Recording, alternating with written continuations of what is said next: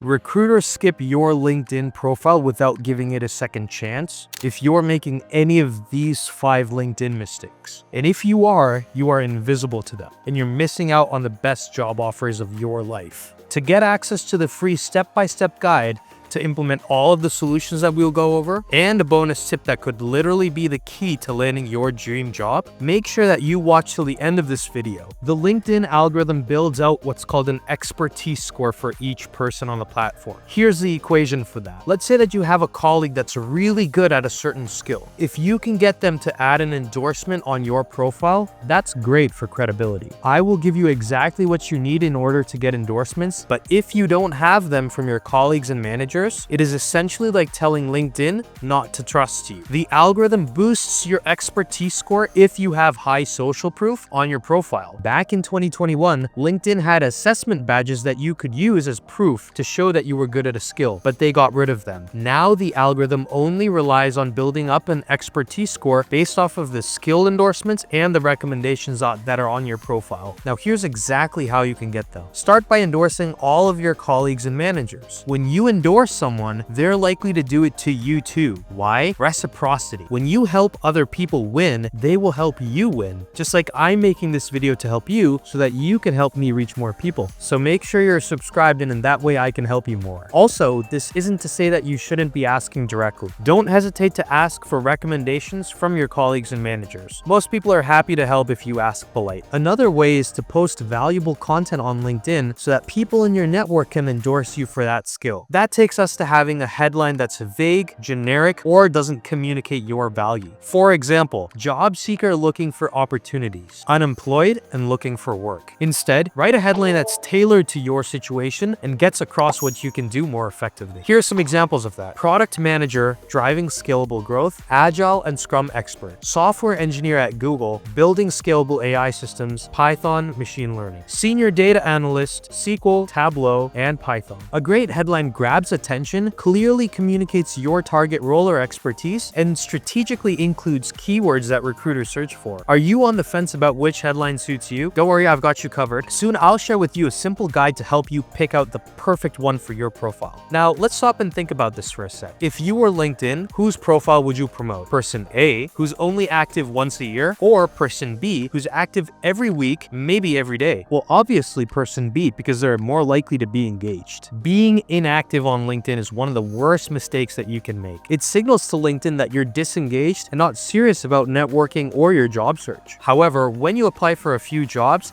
it signals to LinkedIn that you are in the market and promotes your profile. This is what LinkedIn strategically calls as job search behavior. Number 2, you're not engaging with posts or connecting with new people. Number 3, you're not writing any posts or reposting valuable content or even writing comments. These sorts of behaviors will drastically reduce your visibility in LinkedIn's algorithm, making it harder for recruiters to find you. Now, I personally hate social media, so I'm not here to tell you that you have to be on LinkedIn for hours. Just 10 minutes a day can make a huge difference in how the algorithm perceives you. Apply to 5 easy apply jobs. This shows to LinkedIn that you're in the market and it promotes your profile. Leave insightful comments and actually write posts yourself. Also, if you're stuck in your career and feel like you could use some help, message me on Instagram at Mr. Career Coach. If you'd like to discuss how to grow in your career, then feel free to book a call with the link below. Now, before I explain the 4th mistake, I want to tell you a small story. Every day, millions of people log on to LinkedIn and try to apply to jobs. The first thing that they do is they press that blue easy apply button with the hope of landing a job. Little do they know that everyone and their cat has an AI resume robot clicking easy apply for them. Literally 10,000 people apply for the same job. It makes it impossible for your application to stand out. So the mistake here is to only depend upon easy apply jobs on LinkedIn. Instead, use LinkedIn search filters to find jobs with fewer applicants. Use the date posted, use the keyword filter. Use keywords specific to your role and focus on personalized applications by personally reaching out to recruiters and hiring managers. Last but not least, make sure that your about section doesn't say something generic like, I'm a hard worker with a passion for success, or even worse, stay blank. The recruiter looking at your profile only cares about seeing the keywords of the job they're hiring for. So do that, add keywords, but don't stuff them all in there. Keep it natural and also provide a comprehensive comprehensive overview of all of your experience with numbers and percentages. At the end, add a call to action with your details. So here's the bonus tip to really package your experience properly. Since you've made it to the end of this video, you really deserve this because you're trying to grow in your career. So here are some killer tips that you will never hear anywhere else. If you spent significant time in an internship and performed at an employee level, there's no fault in calling yourself an employee in your profile and resume. If you founded your own company or have done freelancing in the past, these sorts of things may work against you. Companies can be really insecure about these things, so either don't list it, reframe your experience, or keep it as it is. It's really up to you to present yourself depending upon the opportunity. Although recruiters say they don't have biases, they do. So if you think you need to remove your graduation years, especially if you've had a career gap or if you're a little bit older than the rest of the people in your industry, then do that. Also, embellish your titles to fit the responsibilities that were given to you instead of the name that was given to you. Don't confuse this with misrepresentation, but rather as a repackaging of your experience based off of literally your experience. Now, there's a link in the description with a detailed flowchart,